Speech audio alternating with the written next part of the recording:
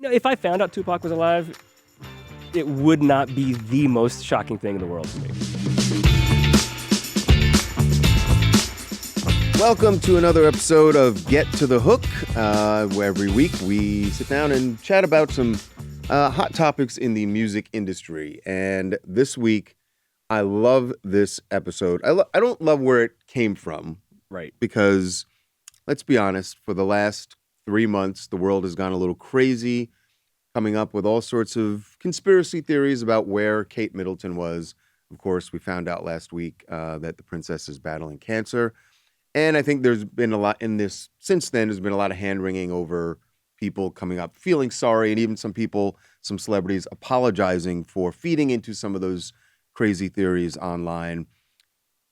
But when it comes to the music industry and the conspiracy theories that have come up over the years, I love the fact that, some of them are absolutely outlandish. There's some insane conspiracy theories. But it's almost always the biggest names in music. Like, we're talking about the absolute legends of the music industry. And I guess the bigger you are, the bigger the conspiracy theory. Of course. And this, it's so funny. This goes back to like the beginning of modern popular music. Robert Johnson, the blues player, like the guy that's credited for starting modern blues and rock and roll. Sold his soul. Sold his soul to the devil at the crossroads. Now that one I believe. About it. That one I believe. Yeah. So as far back as music goes, there's conspiracy theories. And let's just start with the biggest, most iconic one of all time, for the biggest, most iconic band of all time. Sure. Paul is dead. The Beatles, 1966, a couple years into Beatlemania, Paul McCartney had a car accident, and pretty quickly it became he died in the car accident, and the Beatles and the British Secret Intelligence had replaced him to spare the public the grief. Okay, this was not fueled by TikTok. We know that. We can't blame TikTok in 1966. I was thinking about that. It's weird how some of these older ones didn't have social media to help them spread. And yet. But they did. But also it kind of helped them in a way because, now if you see some ridiculous thing, you can just look it up and be like, oh, yeah, no, that's not true. Right. But back then you couldn't. Nobody could just jump on their phone and fact check this. And so you may go, you're like, oh, it seems he did have a car accident and we don't have immediate photos and things like we do now.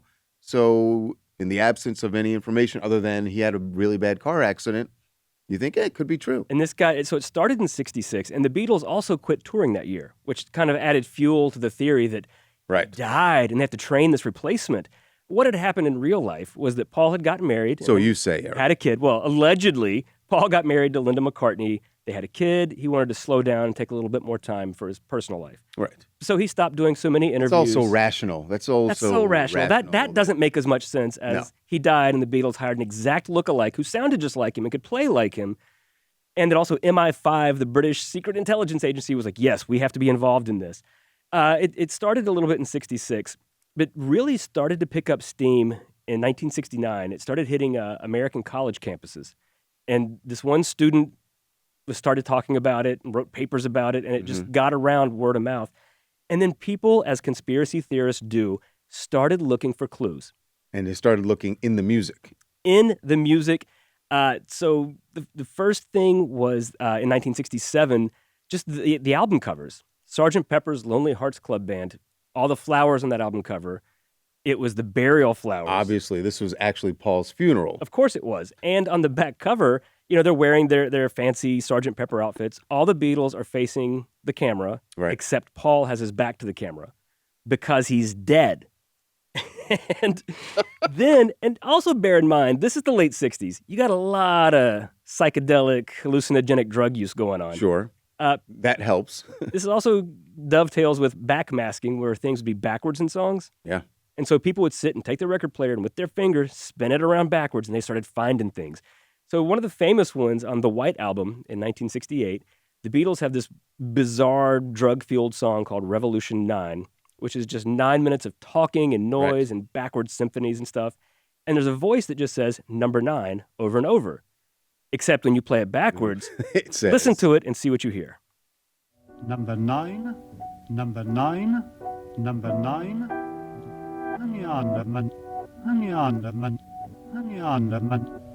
Turn me on, dead man. That's what they're saying. Turn me on, dead man. No. Yep. It's turn me on, dead man. Okay. All right. I was going to say you probably shouldn't listen to that song unless you were extremely high on something. It's not even a song, really. Yeah. The only way that you could be really entertained by it is if you were on some sort of substance that took you to a different plane. And then once your consciousness is unlocked, then you're like, oh, he is dead. And that was the theory too, because I thought, wait, if they went to this elaborate ruse of replacing him with this lookalike and all that, why would they start putting clues out for people to figure it out? Tell people, right. Because they felt guilty.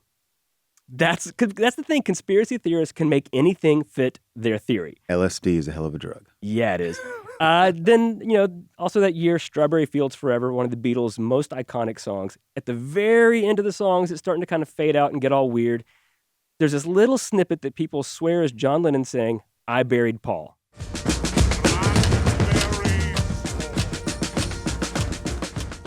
And it kind of does sound like it. That one sounds closer. What John Lennon said he actually said there was cranberry sauce, which is also weird, but it's the Beatles in the 60s. Everything was weird. And when you listen to it closely that way, he kind of trills the R on cranberry. He goes, cranberry sauce. So he wouldn't do that if it was an I. So I think he was just messing with people because by this point they knew what was going on. They knew that joke they were was hip there. to it. It really hit a fever pitch with people when Abbey Road came out, which was the final album the Beatles recorded together. The famous, iconic album cover of them crossing the crosswalk. Yep. Paul's barefoot. The other three all have shoes on. And why is that? Because he's dead, Charles. Right. And everyone knows dead men don't wear shoes. Exactly. John Lennon's in the front in an all-white suit because he is the religious afterlife figure guiding Paul through. Also, in that picture, Paul has a cigarette in his right hand, but Paul is famously left-handed. So the look-alike messed up that detail. Oh, my gosh. Another thing, there's a Volkswagen. Rookie move. There's a VW look-alike. Bug parked on the street behind George Harrison. The license plate on it, bear in mind it's a British license plate, is a LMW 281F. How in the world could that mean Paul McCartney's dead? Because you are not opening your mind. Okay. It was LMW. There you go. This is going to make sense now. Try it now. LMW is Linda McCartney widow. And 281F is, the one looks like an I, so it's 28 if, because Paul McCartney would be 28 if he was still alive. Never mind the fact that he actually would have been 27, not 28, because that's irrelevant. I don't care what drugs they're on. That's brilliant. To actually find that, to find that in a license plate that just happened to. They were looking for anything, because at that point, we were, a couple years into this. People were so invested. They wanted to be the one. It's like a puzzle. You want to crack the case and solve this. Paul, of course, was not dead. And he did an interview with Life magazine, a whole photo shoot with Linda and his kids, and that kind of killed it a bit. Right. But it never totally went away.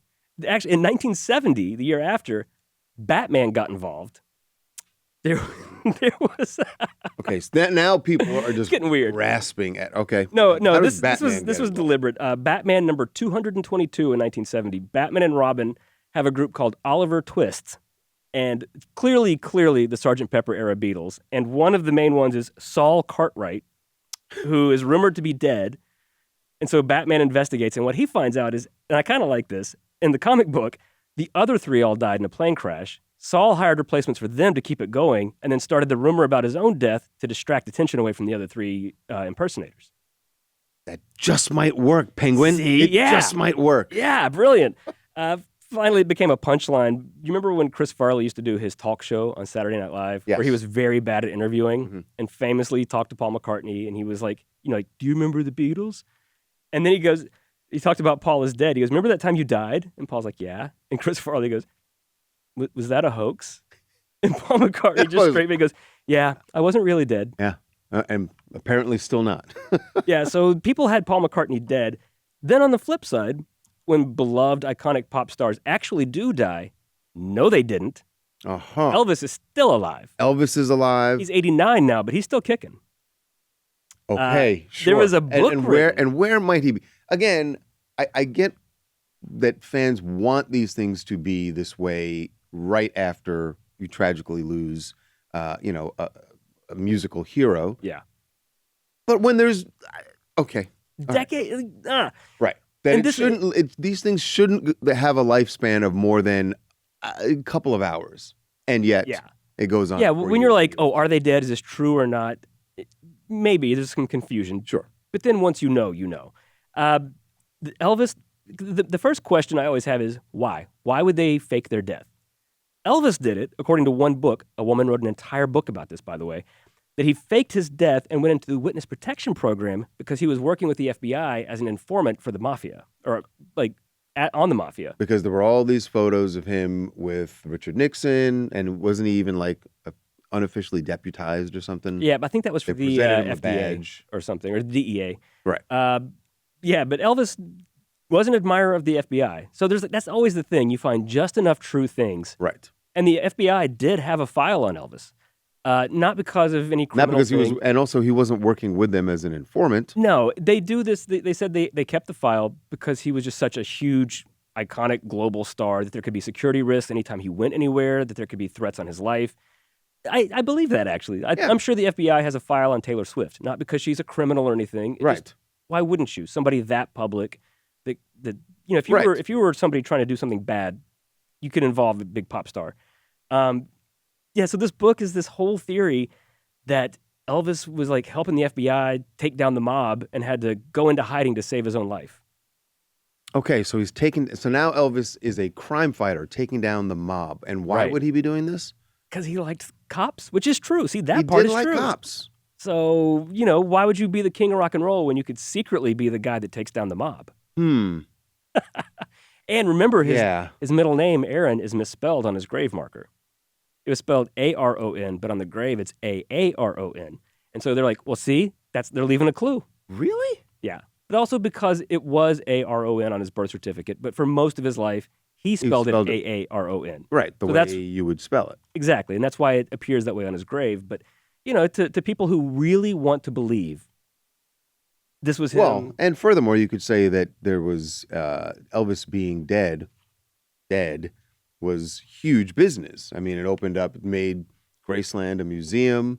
It made all of his merchandise sell way more. Yeah, I can see where it was very profitable to pretend that Elvis is dead. So where is this supposed alive Elvis living now? Probably hanging out with Tupac, I think. Oh, well, and there's another one. There's another one. Right. Tupac faked his death, allegedly, or allegedly died.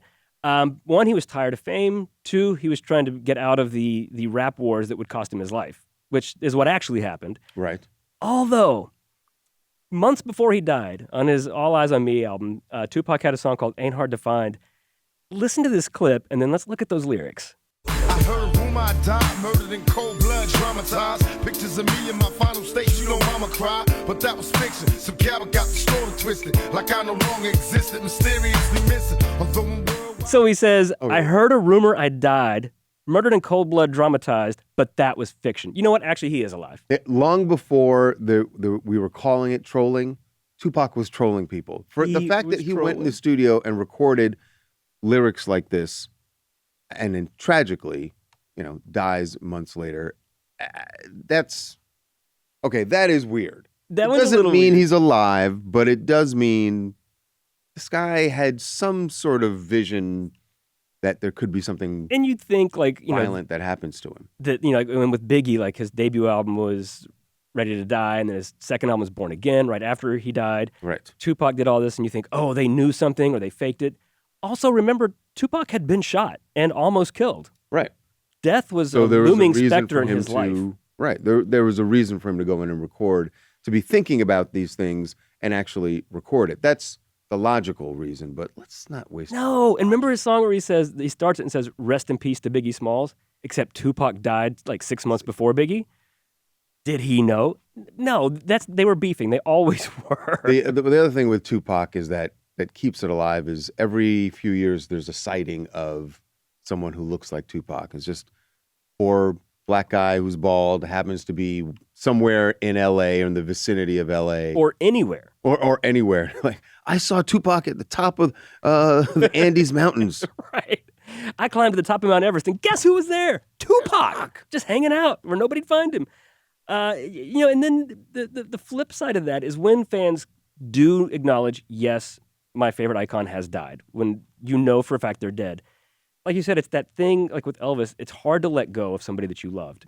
And if they die, and in sort of sometimes a kind of mundane way, a drug overdose, a suicide, an actual murder, fans can't let it It's go not at enough.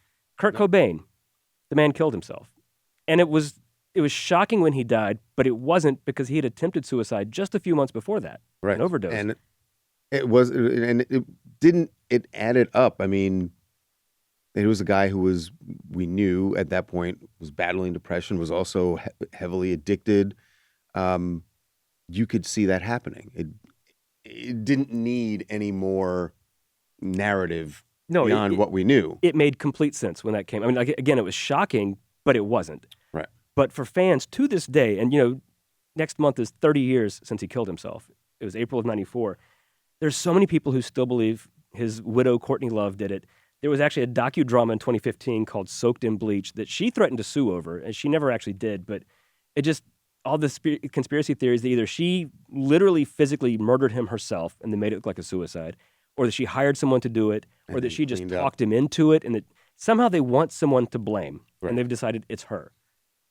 It's really unfortunate if you're someone like Courtney Love, who you're already dealing with just the loss. And she had her own problems. And certainly had her own problems. And then you have to have that put on you by the fans.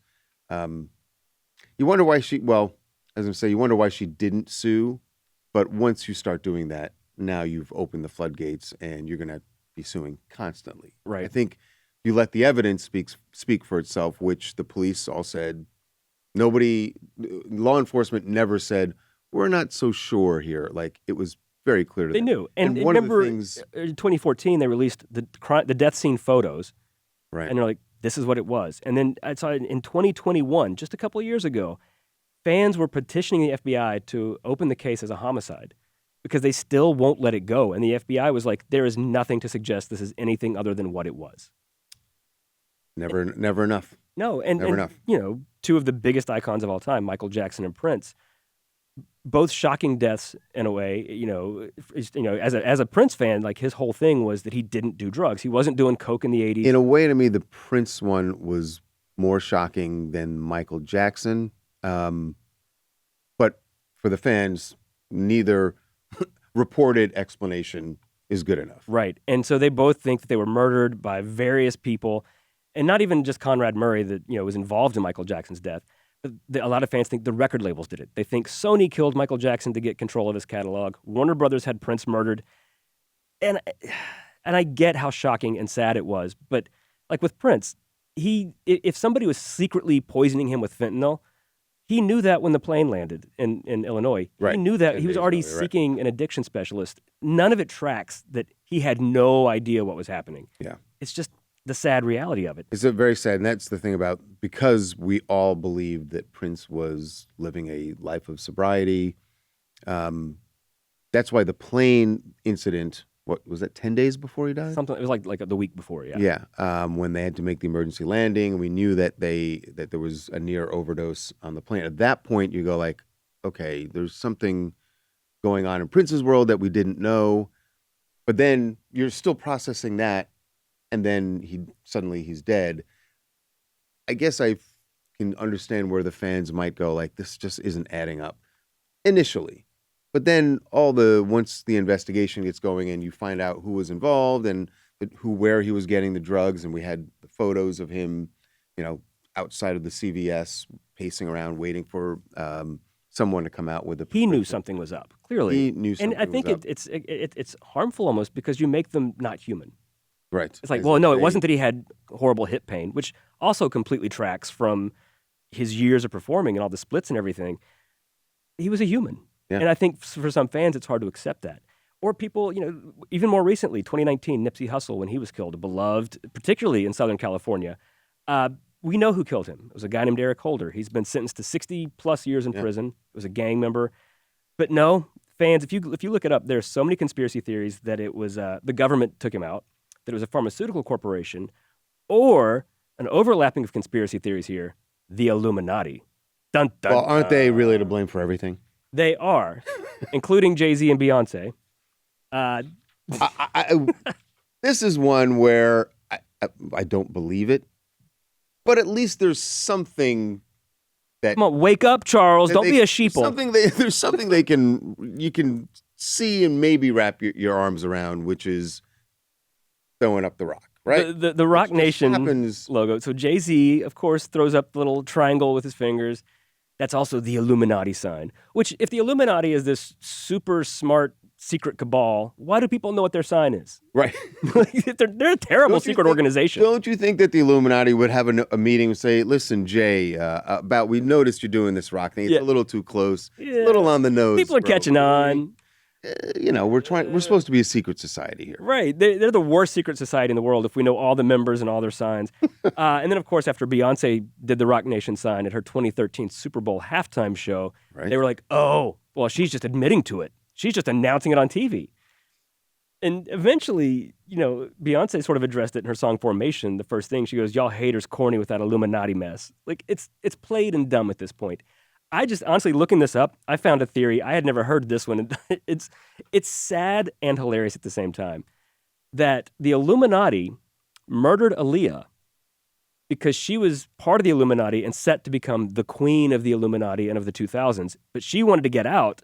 She was like, no, I can't do this. So they murdered her and had Beyonce take her place. Because you can't have, nobody just walks away from the Illuminati. That's you can't right. do that. Oh.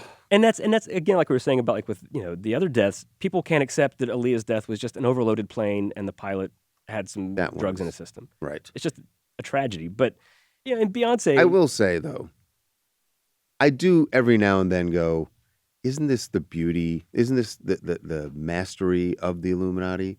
Is to make you think this is so ridiculous. There's no way it actually is. And that means now you're coming around. It's like they're hiding in plain sight. Right. You get someone as big as Jay-Z and you let him do all this because then people go, oh, that's ridiculous. Illuminati doesn't exist. He wouldn't throw the triangle up if that was really their secret handshake. Of course not. Or as I always tend to say with conspiracy theories, it's probably the most obvious thing. 9 out of 10 times it's the most obvious thing and not the, 10 steps of conspiracy why it's something else. Right. Usually. And, Beyonce had another one. Remember that she faked her pregnancy? That she did not carry blue ivy. She had a surrogate. Video. Do you know how many times we played that video back, forward, back, forward, back, forward? The video of her pregnant where it looks like her pregnant belly deflates and folds in on itself. And people are like, it's fake. It's prosthetic. She's lying about this. She does not have a child. Which also, if it was a surrogate, it's a surrogate and that's their own business. Right. But Blue Ivy is very clearly the child of both Jay-Z and Beyonce. Because she looks just like both of them. Perfect blend, right. But she's talked about that one and she goes, coming out of that pregnancy just like a year or two later, she said it wasn't hurtful. It was just crazy. She goes, that clip, it was fabric folding. Fabric folds. I'm like, it don't fold like that, Beyonce. But that one was a little weird looking. It was weird. But no, there's just no way. No, of course not. But let's, as ridiculous as these are not the most ridiculous conspiracy theories. Let's run into this. Sometimes now we want to dip into the insane pool. This is the fun stuff. Like not just all right, I'm trying to make something out of a very clear, but now this is just okay. Sure. What? All the gloves are off. Not music related, but of course, obviously there are a lot of September 11th conspiracy theorists out there. That was an inside job. It was this, it was that. I was talking to someone once, a friend of mine, who was like, "Oh, of course it's all inside." And it wasn't planes, it was missiles that took the towers down. And I was like, "Okay, but we saw the planes." Saw it. And you know what the response to that was? Because when something seems so obvious, you have to get crazier and crazier to make it make sense. Mm-hmm. There were holographic projectors in the missiles that made it look like a plane.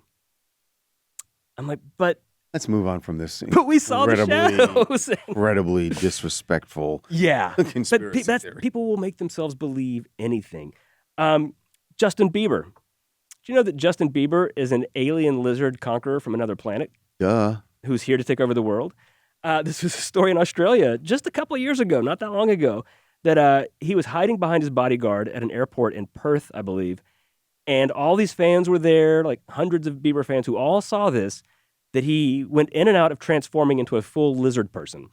And so this is a few years ago. Like 2017, I think. Well within the world of we all have cameras in our pockets. Uh-huh.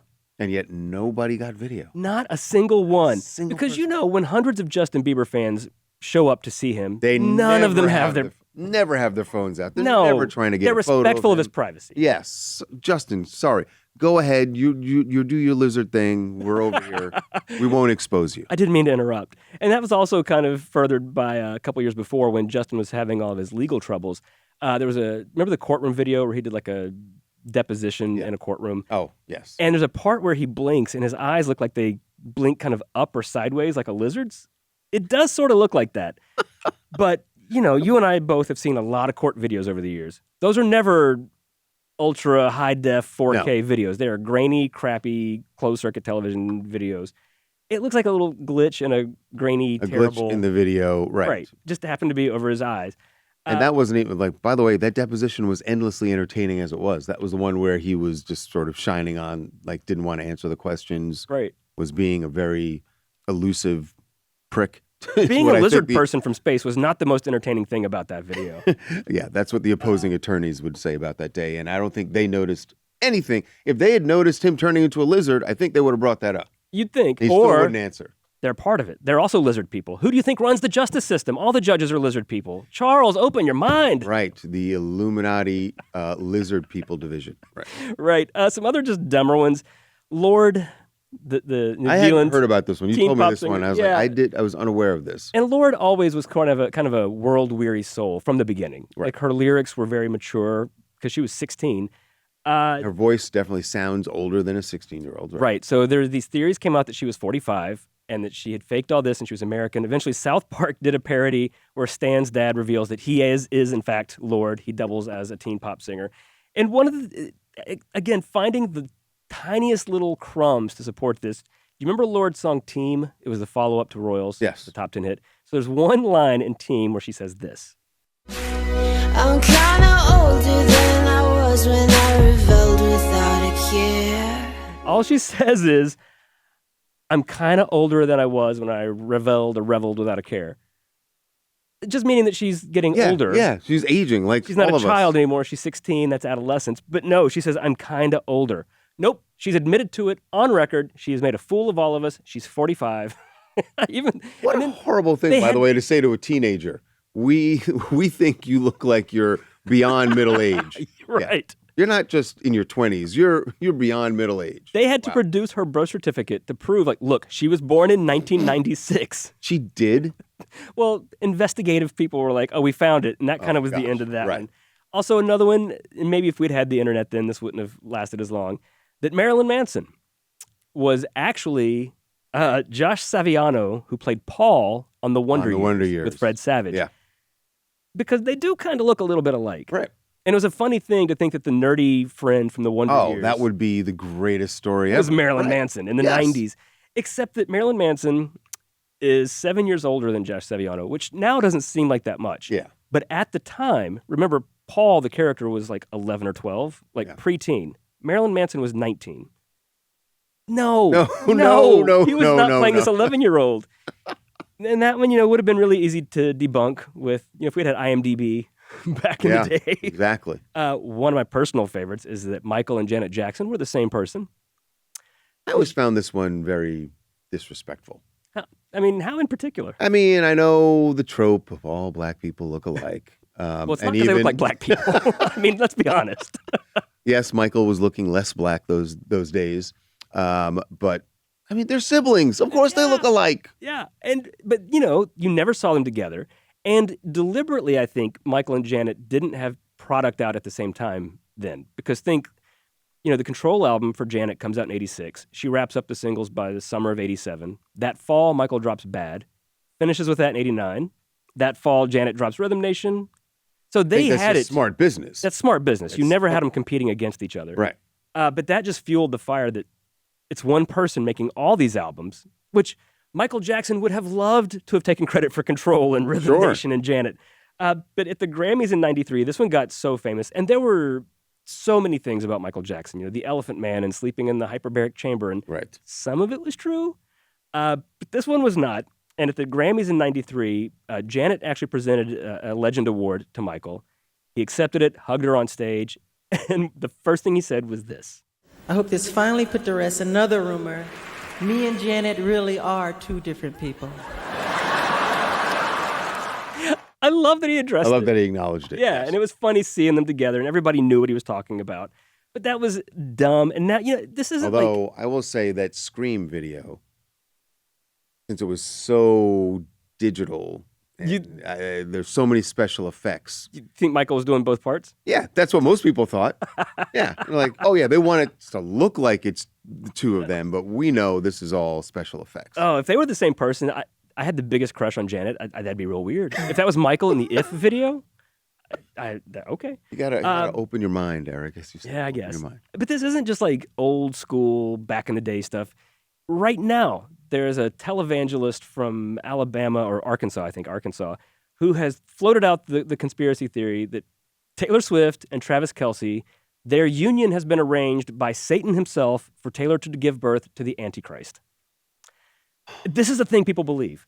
Also, and Joe Biden has joked about this, that Biden rigged the Grammys and the Super Bowl this year so that they would both win, so that they would then endorse him in the fall.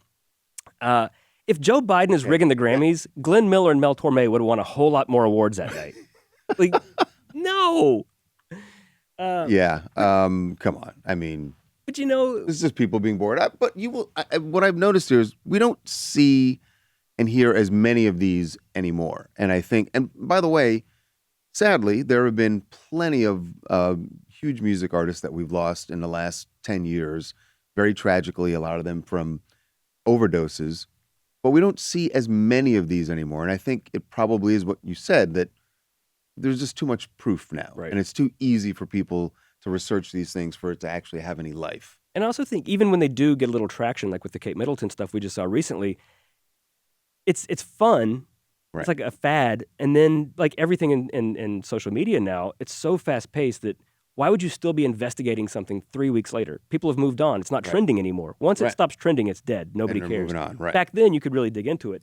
But I got to say, for quickly, as much as we've talked about how ridiculous these all are and how fanatical people have to be, at least twice it's been true. There are two examples where there were crazy conspiracy theories and they were right. It turned out to be true. 1989, one of the biggest acts of that year, Milli Vanilli. They came roaring out. Yeah. 5 top 5 hits, 3 number ones, and almost from the beginning, there were just little whispered rumors that those two guys aren't actually singing. Rob and Fab, the singers of Milli Vanilli. But they were so electric on stage. When you watch the music Yeah, they were videos, electric because their mics were plugged in, like the CD player, which it that's... had to be them. And it wasn't them, of course. It was not them, which is so funny because, ironically, their most iconic song, not their biggest hit, but was this song. Girl, you know it's true.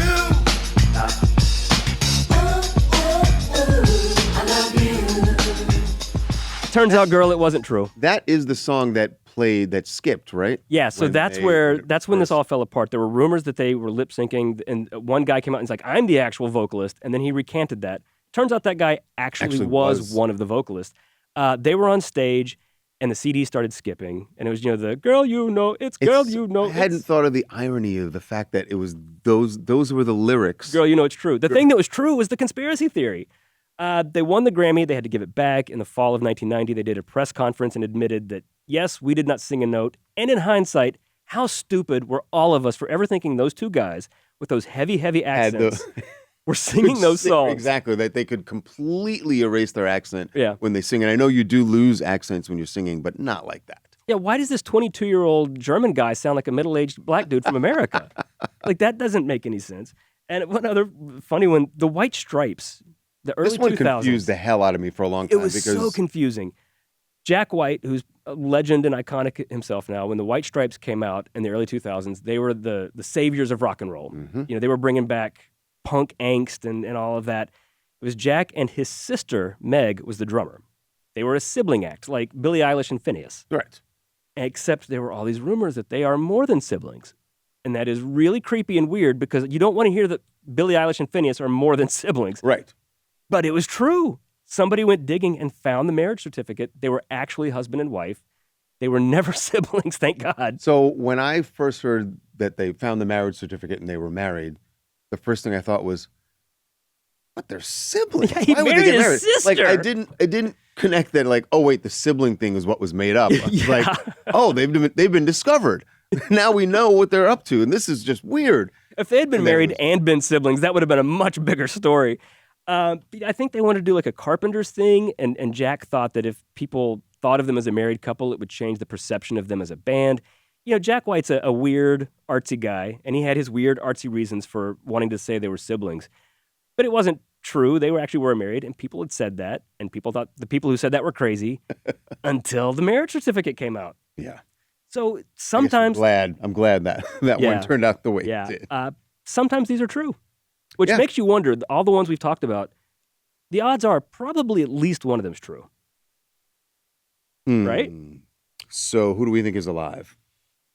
Probably not Elvis now, because I don't Not think he'd be Elvis. 90. There's just too much. And also, I couldn't. Tupac's alive. I couldn't accept the Elvis one, having stood in line for 4 hours to walk with a candle, walk around Elvis. I took my mom to Graceland, and I was just there like 3 weeks ago. Yeah. I was there on Elvis Day in August, so the day to mark the day he died. So many people waiting in line, standing for miles outside of Graceland with candles, and the whole time I'm going. I mean, I liked Elvis's music, but I didn't like it this much. And I was like, boy, my mom better really appreciate this. So no, I cannot accept that. Elvis must be dead. Tupac? Yeah, I don't think he is. If No. you ask me yes or no, do I think Tupac's alive? By the way, no. And the fact that the police believe they finally solved the cold case there. So if they were still working on something where the guy's been alive actually for all this time. Well, because if they didn't work on it, then we'd know he was alive. See, you're not thinking the right way, Charles. They have to complete this whole ruse. Yeah. But, if I found out Tupac was alive, it would not be the most shocking thing in the world to me. I think the one that is the most possible is if the Illuminati really is a thing, that someone like Jay-Z might be a part of it. Oh, he's the first person you'd think of. Right. If it were a thing, and I don't But know it's that not. it is. Right. We're not allowed to talk about it. I wish I was in the Illuminati. Exactly. I mean, I'd have a Illuminati, much better that's life. ridiculous. Right. Anyway. All right. Well, that is going to do. Actually, I got a question for you. Yeah. What have you been listening to this week? What have I been listening to this week? Any I'm trying to remember this week. Isn't that sad? I know. Any one thing in particular? Any one artist? Well, I or told you genre? a couple days ago, I've really been getting into a deep dive on Bobby Womack, the All right. 70s R&B singer, guitarist. Yeah. I knew a couple songs, but I'm going deeper in his albums, and it's some good stuff. What triggered it? I follow a lot of song, R&B right? accounts on X, formerly known as Twitter, and I Right. saw some people going on about their favorite deep cuts, and I was like, I don't know this song. So I listened to it, and it's great. All right. So I've been in a Bobby Womack wormhole. Excellent. Well, you've inspired me. Yeah. Now I know what I'll be listening to for the next week. Right. That's going to do it for us. We will see you next time on Get to the Hook.